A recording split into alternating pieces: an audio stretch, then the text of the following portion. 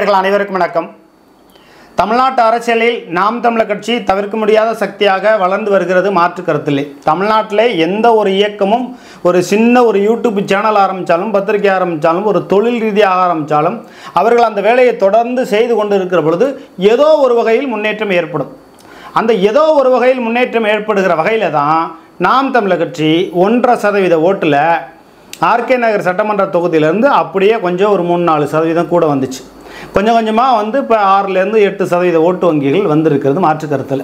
இந்த கட்சி தொடர்ந்து அடுத்த கட்டத்துக்கு பயணத்திற்கு போயிருக்கணுமானா நேரம் டெல்லியில் கெஜ்ரிவால் போல் தமிழ்நாட்டில் முதலமைச்சராக வந்திருக்க வேண்டிய கட்சி. இது சீமானுக்காக வேண்டிய கட்சியா? இல்லை. இது தமிழ் தேசியத்துக்கான கட்சியா? ஆமாம். ஆனாலும் கூட இங்கு வருகிறவர்களெல்லாம் தன்னை ஒரு கட்டத்தில் தனி மனித ராஜ்யமாக வளர்த்து கொண்டு அடுத்த கட்சியில் போய் இப்போ திராவிட முன்னேற்ற கழகத்தில் ராஜீவ்காந்தி அவர்கள் முன்னும் பின்னுமாக பெயிண்ட் அடித்து அந்த கவர்மெண்ட் பஸ்ஸில் பெயிண்ட் அடித்து பல கோடி ரூபாய்க்கு அதிபதி ஆனாரே, அதுபோல் கோடீஸ்வரர் ஆகிவிடுகிறார்கள் விவரமாக. சரி, அப்படி போகிறது துரோகமானா அது கூட ஒரு வகையில் முன்னேற்றம் தான். ஏன்னா நாம் தமிழர் கட்சியை வைத்து ஒரு கட்சிக்கு போய் சென்று கோடீஸ்வராக இருக்கிறார் என்று சொன்னால் அதுவும் கூட ஒரு வகையில் நாம் தமிழர் கட்சிக்கு பெருமைக்குரிய விஷயம்தான். அப்போ அந்த பெருமைக்குரிய விஷயத்தை அடுத்தடுத்த கட்டத்தில் யார் பண்ண போகிறாங்க அப்படின்னா அது வருகிற எம்பி தேர்தலுக்கு பிறகு போகலாம், அல்லது எம்பி தேர்தலுக்கு முன்பாகவே போகலாம். அப்படியான ஒரு வாய்ப்பும் இருக்கிறது என்று சொல்லப்படுகிறது. அப்படி ஒரு வாய்ப்பை வந்து காளியம்மாவுக்கு ஏற்படுத்தினாங்க. ஹிமாயின் போன்ற தஞ்சாவூர் பகுதியில் இருக்கக்கூடிய ஒரு வழக்கறிஞர் இன்னும் போன்றவர்களெல்லாம் என்ன பண்ணாங்க, மணிசெந்தில் போன்றவர்களெல்லாம் காளியம்மாவை அதிமுகவுக்கு அனுப்பி வைப்பதில் திட்டமிட்டு சில வேலைகளை செய்து தஞ்சாவூர் பகுதியில் மேடை கொடுக்காத வழிவகைகள் எல்லாம் செய்து கொடுத்தார்கள். ஆனால் காளியம்மாள் வந்து சீமானுடைய மனைவி கயல்வெளிக்கு நெருக்கம் என்பதால் அப்படியான ஒரு செயல் இல்லாமல் போய்விட்டது. இல்லை என்றால் திலீபன் எப்படி அனைத்து இந்திய அண்ணா திராவிட முன்னேற்ற கழகத்திற்கு சென்றாரோ அதே போல் காளியம்மாள் அவர்களும் அனைத்து இந்திய அண்ணா திராவிட முன்னேற்ற கழகத்திற்கு சென்று இன்றைக்கு ஒரு வலிமையான பேச்சாளராக இருந்திருப்பார். இப்பொழுது நாம் தமிழர் கட்சியிலையும் அவங்க வலிமையான பேச்சாளராக இல்லாமல் இல்லை, வலிமையான பேச்சாளராக சிறப்பாக செயல்பட்டு கொண்டு இருக்கிறார். உண்மையாகவே காளியம்மாள் போன்றவர்கள் நாம் தமிழர் கட்சியில் இருப்பதனால்தான் இந்த நாம் தமிழர் கட்சி இன்னும் கொஞ்சம் உயிர்ப்போடு இருக்கிறது, ஓரளவாவது. இன்னும் சொல்ல போனால் சீமான் மாதிரியே இருக்கக்கூடிய ஒரு சில பேரெல்லாம் வந்து என்ன பண்ணுறாங்க, ஓரங்கட்டி வைக்கிறாங்க. அது நம்ம பின்னாளில் ஒரு செய்தியை நம்ம வெளியிடுவோம். ஏன்னு கேட்டிங்கன்னா, அண்ணே இப்போ உங்கள் சாயல்லே முக சாயலில் இருக்கிறதுனால வேண்டாண்ணே அப்படிங்கிற மாதிரியெல்லாம் லெவலில் வச்சுருக்காங்க. எப்படி நடிகர் விஜயகாந்த் அவர்கள்ட்ட நடிகர் சரவணன் போய் வாய்ப்பு கேட்கும்போது உங்களை மாதிரியே சாயலில் இருக்கிறதுனால அண்ணன் தம்பி கேரக்டர் கொடுக்க வேண்டாம், அவரை நீங்கள் வந்து அவர் கூட நடிக்க வேண்டாம்னு சொல்லி ஓரம் கட்டினாங்களோ அது போன்ற சில சித்து வேலைகளையும் ஹிமாயின் போன்றவர்கள்லாம் செய்து நாம் தமிழர் கட்சியை இன்னும் வீழ்ச்சி நிலைக்கு கொண்டு போகிறார்கள். இங்கு வருகிறவர்கள்லாம் பல பேர் என்ன பண்ணுறாங்க, அவரவர்கள் தனி ராஜ்யம் தன்னை வளர்த்து கொண்டு இந்த சீமான் போன்றவர்கள் சீமானை போன்று நாம் இருக்க வேண்டும் என்று நினைத்து கொண்டு தன்னை தனி ராஜ்யமாக வளர்த்து கொள்ள வேண்டும் என்று நினைக்கிறார்களே ஒழிய நாம் தமிழர் கட்சியை வளர்த்து கொண்டு போக வேண்டும் என்கிற அவசியம் அவர்களுக்கு கிடையாது. அதை நம்ம ஆரம்பத்தில் சொல்லிட்டோம். நாம் தமிழர் கட்சியில் யாராவது ஒருத்தர் 300 பேர்த்தோடு வர்றாரு அல்லது 300 பேர்த்த சேர்க்குறாரு, 200 பேர்த்த சேர்க்குறாருன்னா அண்ணே அவன் தனி டீம் ஃபார்ம் பண்ணுறானேன்னு சொல்லி சீமான்கிட்ட சொல்லி காலை பிடிச்சி கையை பிடிச்சி அவனை கழட்டி விட்டுறது, அந்த மாதிரியான வேலைகளை செஞ்சுருவாங்க. நாம் தமிழர் கட்சியில் நான் மன்னச்சூரில் ஒரு ஒன்றிய செயலாளர் இருக்கும்போது நிறைய நபர்களை கொண்டு போய் சேர்த்தேன். அப்போ என்கிட்ட ஒருத்தர் சொன்னார், நீ அதிக நபர்களை சேர்க்குறல்ல, நீ பாரு இந்த கட்சியில் இருக்க மாட்டேன், உன்னை ஓரம் கட்டிடுவாங்க. அதே மாதிரி செஞ்சாங்க. ஆக இங்கு யார் ஆட்களை சேர்க்கணும், கட்டமைப்பை ஏற்படுத்த வேண்டும் என்று எவன் ஒருவன் செயல்படுகிறானோ அவன் இந்த நாம் தமிழர் கட்சியில் இருக்க முடியாது. பேச்சாளராக மட்டும் பேசிக்கொண்டு சீமான் வாழ்க சீமானிசம் என்று சொல்லுகிறவன் மட்டும்தான் நாம் தமிழர் கட்சியிலே இருக்க முடியும். அப்படியான ஒரு கட்சியாக இந்த நாம் தமிழர் கட்சி இருப்பதனால்தான் நாம் தமிழர் கட்சி இன்னும் ஒரு மக்கள் பிரதிநிதியை கூட இவர்களால் பிடிக்க முடியவில்லை. ஒரு ஒன்றிய கவுன்சிலர் எங்கேயாவது இருக்காங்களா, ஒரு ஊராட்சி மன்ற தலைவர் இருக்காங்களா, ஊராட்சி மன்ற சுயேட்சையாக இருந்தாலும் ஒரு கட்சியை சார்ந்தவர்களாக தான் இருப்பார்கள். எந்த வகையிலாவது ஒரு நகராட்சியில், பேரூராட்சியில், மாநகராட்சியில் யாராவது ஒருத்தராவது ஒரு கவுன்சிலர் திருச்சியில் ஒரு மாநகராட்சியை பிடிச்சிருக்காங்களா? கிடையவே கிடையாது. திருச்சி கிழக்கு சட்டமன்ற தொகுதியில் ஒரு கிறிஸ்டின் போட்டியிடுகிறார் என்பதற்காக அந்த கிழக்கு சட்டமன்ற தொகுதிக்கு அதிக அளவுக்கு சீமான் கவனம் செலுத்தவில்லை. அப்போ என்ன அர்த்தம், அந்த மதம் சார்ந்து அவர் ஏதோ பெற்றுக்கொள்கிறார்களா அந்த மதத்திற்கு ஆதரவாக இருக்கிறாரா, அந்த மதத்திற்கு கிறிஸ்டின் மதத்திற்கு ஆதரவாக இருக்கிறாரா? அதாவது திருச்சி கிழக்கு தொகுதியிலே இனிகோ இருதயராஜு போட்டியிட்ட காரணத்தினால் அந்த கிழக்கு தொகுதியிலே அதிக அளவுக்கு சீமான் பிரச்சாரம் செய்வதில் கவனம் செலுத்தவில்லை. மணப்பாறையில் ஒரு இஸ்லாமியர் போட்டியிடுவதால் திராவிட முன்னேற்ற கழகத்தில் போட்டியிடுவதால் அதிலே அதிக கவனம் செலுத்துவதில்லை. அப்போ கிறிஸ்டின்ட்டையும் முஸ்லீம்கிட்டையும் சீமான் பணம் வாங்குறாருங்கிறது பொதுவாக சொல்லக்கூடிய கருத்து. அப்போ இதிலிருந்து உண்மைன்னு தெரியுதா அல்லது சந்தேகப்படக்கூடிய தோணுதா, அல்லது பணம் வாங்குறாரா அல்லது அந்த மதத்தின் மீது இருக்கக்கூடிய பாசத்தினால் பற்றினால் இந்த திருச்சி கிழக்கு தொகுதிக்கும் மணப்பாறை சட்டமன்ற தொகுதிக்கும் சரியாக பிரச்சாரத்திற்கு செல்லவில்லையா என்ற ஒரு கோட்பாடுகளும் இருக்கிறது.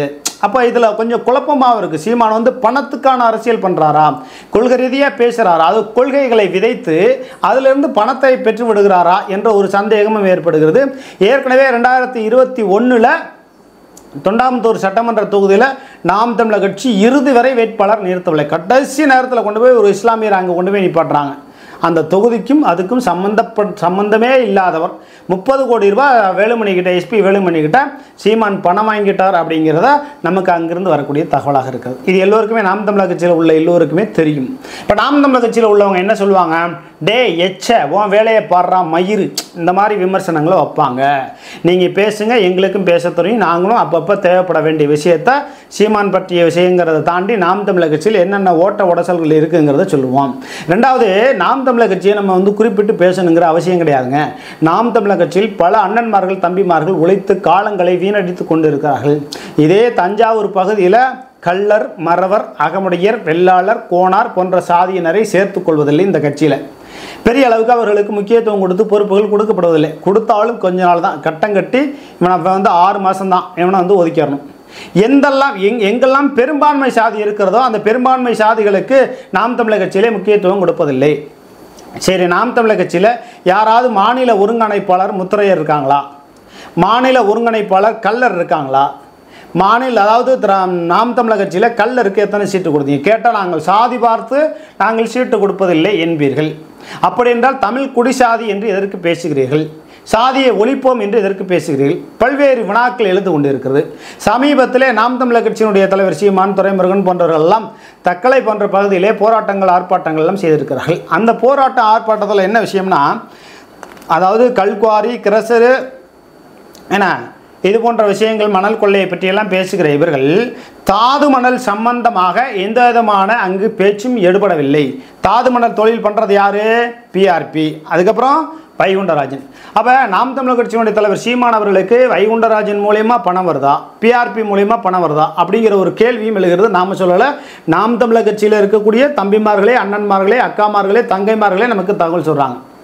அதாவது நாம் தமிழர் கட்சியினுடைய தலைவர் சீமான் இந்த கட்சி இப்படி போயிட்டு இருக்கே, ஏன்னா இவரை இப்போ இந்த நடக்கக்கூடிய இந்த 40 நாடாளுமன்ற தொகுதியில் ஒரு 4 தொகுதியை தேர்வு பண்ணி, அதாவது திமுக, அதிமுக, என்ன பாஜக எப்படின்னு தெரியல, பிடிஎம்ங்கிறாங்க, அதில் நமக்கு உடன்பாடு இல்லை, சரி இருந்தாலும் இருக்கட்டும்.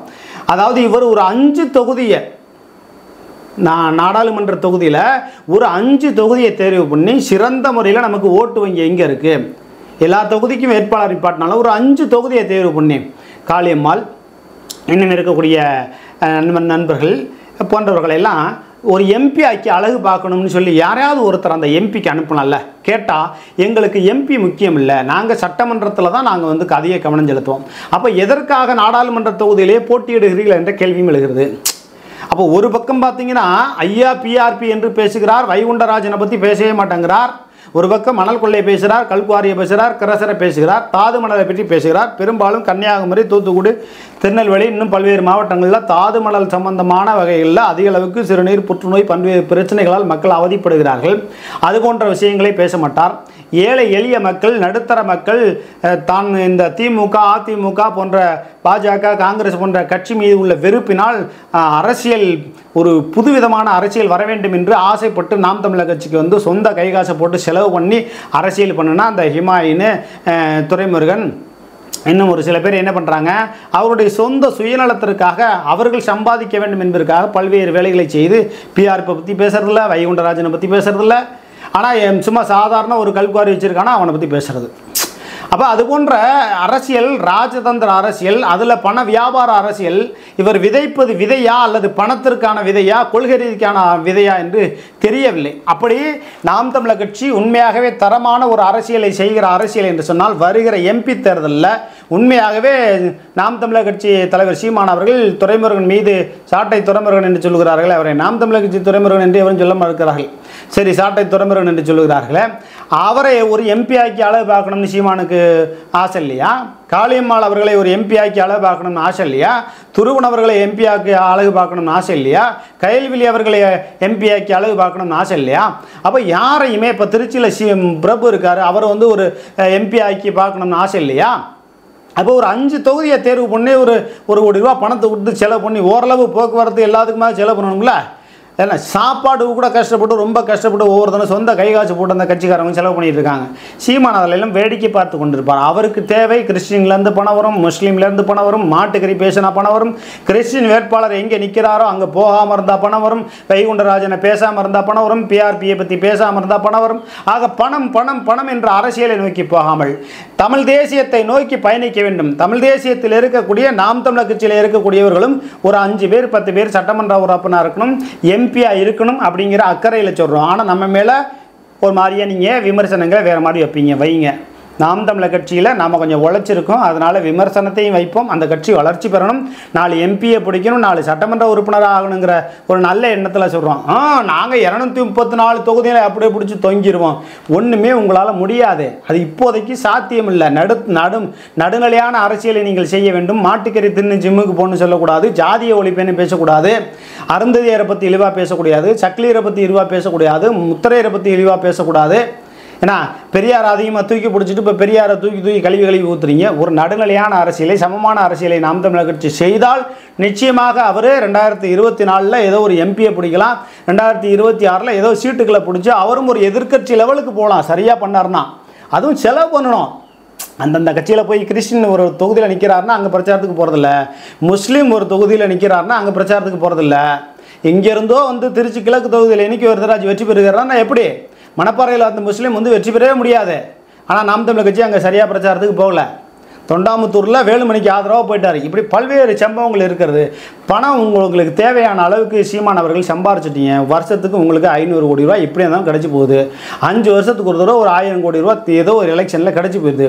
போதும் என்ற மனமே பொன் செய்யும் மருந்து என்று சொல்லுகிற இந்த நிலையில் சீமான் அவர்கள் வந்து நடுநிலையான அரசியலை செய்து உங்கள் கட்சியிலே இருக்கக்கூடிய 4 பேர்த்த மக்கள் பிரதிநிதியை ஆக்குங்க அப்படிங்கிறத தான் நம்ம வலியுறுத்துகிறோம். நாம் தமிழர் கட்சியினுடைய தலைவர் சீமான் அவர்கள் இதனெல்லாம் கவனித்து நடுநிலை அரசியலை செய்வாரா என்பதை நம்ம பொறுத்து இருந்து தான் பார்க்கணும். சீமான் எந்த பக்கம் போனாலும் அணை கட்டுறாங்க அப்படின்னா நீங்கள் ஏதாவது 4 சட்டமன்ற உறுப்பினர்கள் 4 எம்பிக்கள் உங்கள் கையில் இருக்கணும். அதை கவனத்தில் கொள்ள வேண்டும் என்பதைத்தான் இந்த நேரத்தில் தெரிவித்துக் கொள்கிறோம். நன்றி, வணக்கம்.